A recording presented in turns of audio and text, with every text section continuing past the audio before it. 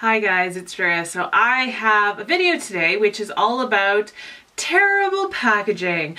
I did a video recently which was called, it was something about like amazing packaging, beautiful packaging, but terrible products. And since I did that, I've always had the idea to do the opposite. Amazing products, but they're packaged horribly. And that's what today's video is about. So these are all awesome products that have terrible packaging, and I'm gonna go through the pros and cons of everything. Let me start out with some skincare. This is one of my new favorite skincare items. This is the, I was holding it backwards. This is the Estee Lauder Advanced Night Repair Eye Concentrate Matrix. So it's an eye cream. It's, I believe, supposed to be used at night. Yeah, well, it does say night repair in the name. This is, okay, this feels great on the eyes. It makes my eyes look more, like it makes the lines look more filled in. Not because I think it's actually filling in the lines, but because I think it's like really hydrating my under eyes so they are more plump and less dry. And so it gives that, you know, that more plump look to it. So I've really been enjoying this product, but it has awful packaging. I think they were trying to go for like very sophisticated, high-end, like, you know, almost like a serum or something. So they have this dropper on it. Here's the problem. This is a glass bottle. There's only 0.5 fluid ounces, which is standard for an eye cream, but it's huge packaging for that small amount of product. And what happens over time is you end up using it. You can't get to all that product that's around. Do you know what I mean? So I end up having to kind of like swirl this inside it to get any to come out. And I've noticed over time where it started like all the way up here on this little dropper, now I'm only getting product on the very edge of it. And so I have to dip in and in and in, and you know, I'm gonna have to figure out how to get this stopper out to get at all that freaking expensive eye cream at the bottom, because there's no way in hell I'm gonna waste it. The other problem with this is every time you pull this little thing out of it, the stopper collects product up inside, and so you have all this extra product like up in here. Now I've tried to like be good about it and each time like really try to get that out and actually use it so that I'm not wasting product, but I could see how somebody, you know, in a rush or whatever would end up using it, like wasting a ton of product by not doing that. So I'm really annoyed at this. Why can't it just be like a little pump, you know, like Clarins does their Super Eye Concentrate in a pump. There's a lot of companies that do like a airless pump system. That's what this needs to be in. It would keep the product fresher. It would get you the product out easier. All those things. It's just annoying because it's so darn expensive, but it is really, really good. This is a new product that a couple of you have asked me about to give you an update on, and so I've decided to include it in this video. So this is the Maybelline Tattoo Studio Brow Gel. In the packaging, it comes with this guy here, and it comes with a little separate spoolie. There is a dog hair on there. A little separate spoolie. Okay, number one, that's my first complaint, because not all of us have a drawer system, an everyday makeup drawer. A lot of you, I'm sure, or people on the go or whatever, have makeup bags, right? And you throw everything into your makeup bag and then you just pull things out as you need them. I get annoyed when there's a two-step system and the product is not like one packaging. Do you know what I mean? So that's A. So this is your spoolie, that's completely separate. Now B is this. This is from their Tattoo Studio line, which basically means this is very pigmented.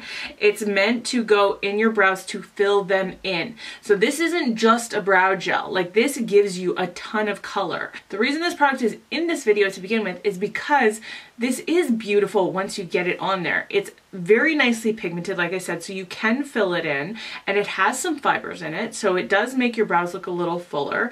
If you are ultra careful, or actually what I find myself doing is using probably less product than I would normally want to, and so I'm not really filling them in as much as I would like to because I'm scared of making a mess.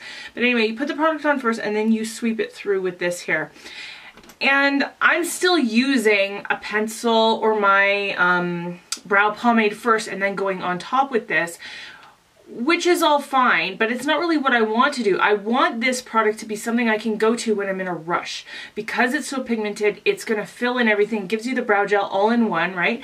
And therefore you can just do like natural makeup or no makeup day and put this through your brows, and you can have nice filled in looking brows that look natural, and it was super easy and quick. But you can't because of this stupid packaging. So here's what I would have liked Maybelline to do, is just do what Essence does. And this is the Essence Make Me Brow. It is very much like the Benefit Gimme Brow, which it has brow gel, which has some tint to it, definitely. But if you put the Maybelline product in a packaging like this, because this brush is so tiny, it's so precise, and yet it is a spoolie, right? So you can place it very precisely on your brow and still brush it through.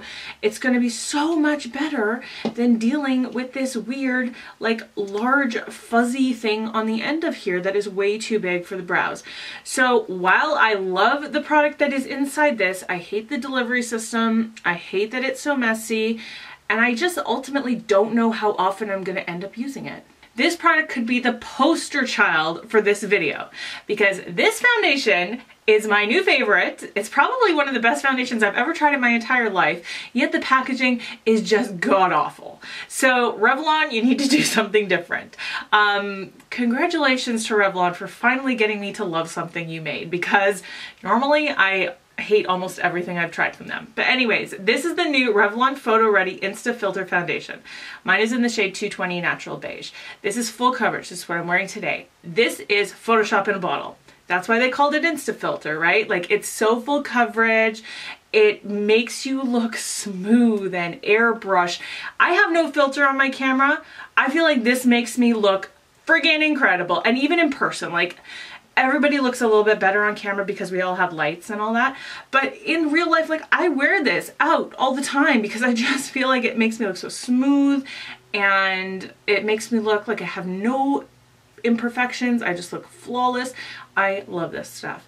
And yet I feel like it still has some natural look to it. Like, I don't think you would look at me and think cake face. Like, I feel like this looks like it could be real skin, just really full coverage, even skin.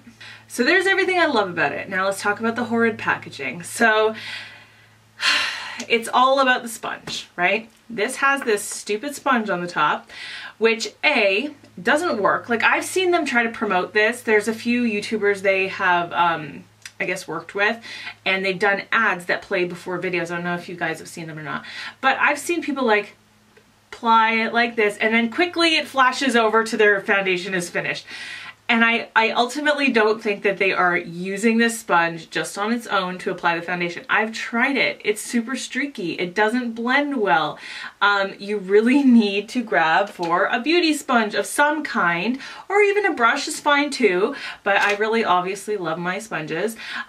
This sponge just does nothing, because it's like, you can't really dab like you would with a beauty blender because it's got a hole in it, right? And you're gonna get these weird hole marks all over your foundation. And you can't go like this in circles because it's very streaky. So anyways, that's A. B is it collects so much product inside of it. This is only 0.91 fluid ounces. Most foundations are full 1 fluid ounce, right? But this one is not even a full fluid ounce, and this sponge is going to continually collect your product and steal it from you. And it's ultimately wasting product. And this is not a cheap foundation. It is drugstore, but it's not cheap. I think it's worth the price because I just love it that much, and I would still recommend it. I just find it super annoying. Now, I have promised you guys that whenever I go through this, I'm gonna cut off the sponge and kind of see how it works, because what I would like to do, if it's possible in any way, is for my next bottle to just cut this sponge off to begin with and somehow get the product out another way. We'll see. I mean, that is yet to be determined, but that's my plan. But anyways, I love this foundation. I just hate the way they packaged it. This is kind of an oldie, but a baddie. Like, the packaging is terrible. This is the Josie Maran Coconut Water Eyeshadow. Coconut Watercolor Eyeshadow, I'm sorry. This looks beautiful on. It's like molten rose gold on your eyelids. It's a liquid that sets and it stays all day. It's absolutely stunning. There's one problem with it that ultimately leads to another problem. The first problem is because it's this like pigment that's so thick and this oil on the other side, what you have to do is you have to shake it like your life depends on it, as hard as you possibly can. For like, that wasn't even enough. You have to keep going. Like, it ultimately, I think I usually do it for at least a solid 45 seconds until it's really, really mixed up. That leads to the next problem, which is that the actual like tip, the spongy tip that's supposed to come out on this, breaks off. And that's been a problem they've had for a long time. A lot of people have talked about that. It's not a new problem, it's an old problem. They will send you replacements, but man, I bought this from Sephora. I live in Canada. I don't want to contact the actual company that makes this and get them to send me one. Like, it's so friggin' complicated. I just want my stupid eyeshadow to work in the first place. So I still haven't sent an email. I don't even know if they still do that. Like, I know they were doing that a few years ago. And I also don't want to have to like wait around, and I don't know. To me, it's just not worth it. It's just not worth it. This is unusable now. I suppose I could dip a Q-tip in it and use it that way, but I'm just not into it. I would say if you're looking for this color is in the shade Rio de Rose Gold. I would just go for Amber Rush from L'Oreal Infallible Eyeshadows. I feel like they give you a very, very similar look, and that one's just like a pressed pigment eyeshadow. You don't have to worry about the liquid component or shaking it up or that kind of stuff. You can just go on with your life. So Josie Moran.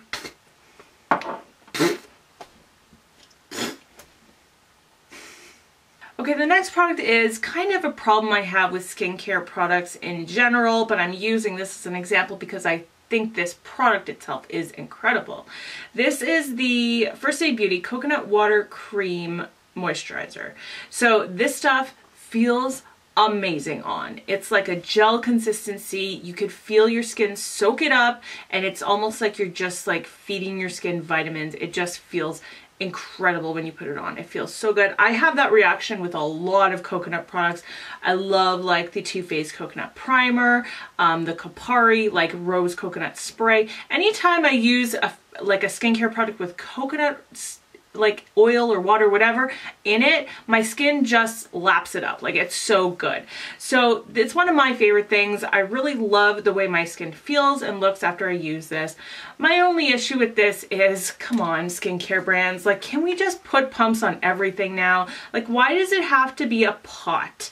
It's annoying because I think we all know that when you expose skincare to air over time, more quickly, the goodness of it evaporates. Like the freshness of it is no longer there. The good ingredients, you know, are exposed to air and they no longer work as well.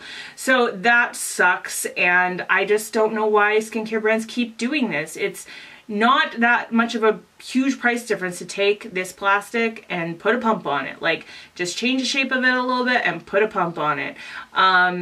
For the price they charge you, right, they should be able to put pumps on these friggin' expensive ass products. So it's just one of those pet peeves of mine where it's annoying, and they need to stop and they need to do better in the future. But I really do love this moisturizer. I think it's really incredible. It makes my skin feel great, so I would definitely still recommend it. But I'm not the kind of person who opens multiple jars of things at the same time. So if I open a moisturizer, that's my moisturizer till it's done, right? Because I want to use that product up more quickly so that it has less time to go bad. Do you know what I mean? So even though it says it's good for 12 months, if you just keep opening it and then leaving it and then open it and then, you know, you don't use it up until the end of those 12 months, you're probably not getting all the benefits that you could within, like, I would probably use this up in like 2 months, using it every night, right? So that's my personal preference. So this is more, again, of just an annoyance. This is the Lancome Glow For It highlighting palette. This is in the shade Rose Twinkle. I don't know if this is still available. I know that the purple version is still on the Sephora Canada website. I checked recently. I don't know if this one is still available, but you can probably still get it at different retailers. It has 3 different highlighters in it. Today I've mixed these 2 and it's on my cheeks. Like, look at that intense glow. I think it's beautiful. I love Lancome highlighters. The one that comes in the individual case, I can't remember what it's called, but it's the peach one. That is like that's my holy grail. Like, it's tied for holy grail status for me. And this I love. Like, I think they do the actual product inside so well. But come on, it's friggin' Lancome. This was over $50. Why is it in packaging that ColourPop would do? Do you know what I mean? Like, it's cardboard. There's not even a mirror in it. Like, oh, thanks for writing Glow For It in gold words, but that does literally nothing for me. Like, can we have a mirror? Can we just make it look a little nicer? I don't know, Lancome, aren't you like 100-year-old beauty brand that is supposed to be like very shishi frou-frou and like beautiful and high-end? Like, that's what I thought Lancome was. That's certainly the price they're charging for this. So why are we not getting like a little bit fancier, nicer looking packaging? I don't know. Not my favorite packaging, but I do love the highlighters. Okay, next is from MAC. It's their Pro Longwear Concealer. This, I think a lot of people have said this over the years, and I just wanted to throw this in here just because I feel like people don't talk about this product as much as they used to. This pump, now they do something well. They do a pump. They do a pump on a product.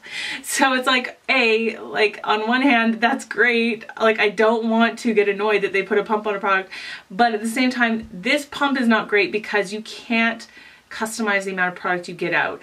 It only allows you to pump one amount every time. So I feel like I am overusing this every time I use it. One pump definitely does both under eyes and then some. Like, I feel like it's way too much product that pumps out every time. I've tried to like lightly squeeze and get a little bit less out. Sometimes I'm able to, but most of the time it just goes down all the way. So that's annoying that you kind of overuse the product. I'm sure they love it because it means you purchase it more frequently.